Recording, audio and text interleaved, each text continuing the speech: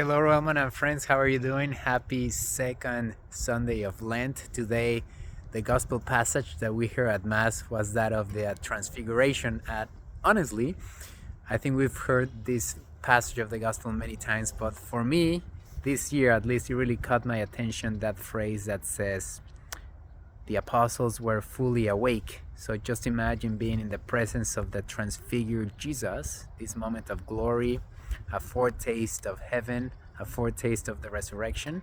But at first, these three apostles, Peter, James, and John, they were not really aware. They were sleepy, they were drowsy, right? But they were able to recognize Jesus until they were fully awake. So I think in our lives, it could happen the same many times that we don't really recognize the presence of Jesus, all the visits that he makes to our lives every day. He shows up in amazing ways, but we are sleepy and we don't recognize him. So at least my encouragement and my advice for all of us this week is to really open our eyes every day and recognize God's presence. Let's be fully awake so that we can really appreciate God's presence in our life, especially in the Eucharist.